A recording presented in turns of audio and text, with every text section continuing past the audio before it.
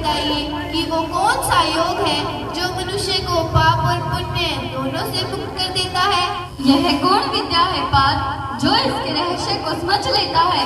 वो इस संसार में रहते हुए भी संसार के सारे कर्म करता हुआ भी कर्म फल के बंधन से मुक्त रहता है। ये बड़ी अनोखी बात कह रहे हो केशव, परंतु मेरी बुद्धि अभी तक इसको ग्रहण नहीं कर रही।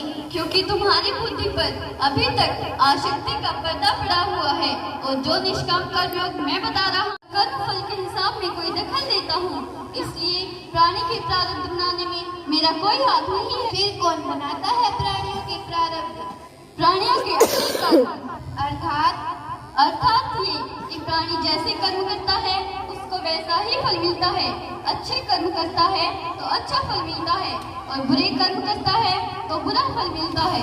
यही जो प्राणियों के अच्छे बुरे कर्मों का अच्छे बुरे फलों का हिसाब है, इसे ही प्रारब्ध कहते हैं। अपने पुण्य कर्मों के फल स्वरूप सुख और अपने पाप कर्मों के फल स्वरूप दुख प्राणी को इसी जन्म में या अगले जन्म में भोगना ही पड़ता है, वह टल नहीं सकता। जैसे सुख दुखे समय कृत्वा लाभा लाभो जया जयो ततो युद्धायुज्यस्व नैवं पापम एवाप्स्यसि नैवं पापम एवाप्स्यसि।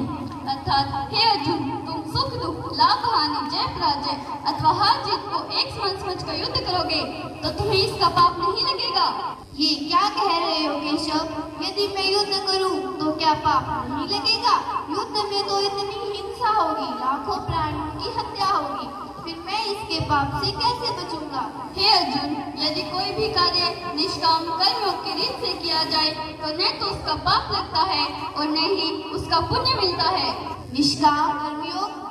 हाँ, निष्काम कर्मयोग। ये कौन सा योग है माधव? इस योग की साधना कैसे करते हैं? इस योग के नियम क्या है?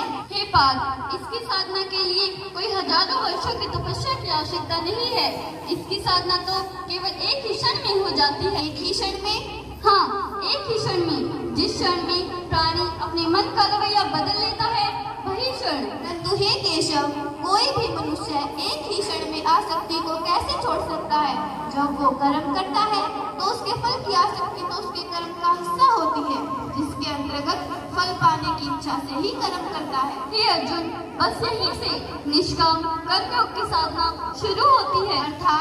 अर्थात ये कि तुमने ही कहा था कि प्राणी फल पाने की इच्छा से ही कर्म करता है, परंतु निष्काम कर्मयोग ये सिखाता है कि कर्म फल पाने की इच्छा से नहीं बल्कि अपने कर्तव्य को पूरा करने के लिए अपने धर्म का पालन करने के लिए ही करो।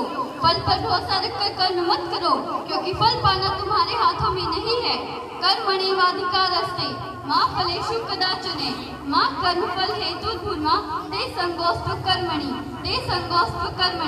हे पार्थ, तुम कर्म कर सकते हो, कर्म करने का संकल्प कर सकते हो, परंतु इसका फल पाना तुम्हारे हाथों में नहीं है।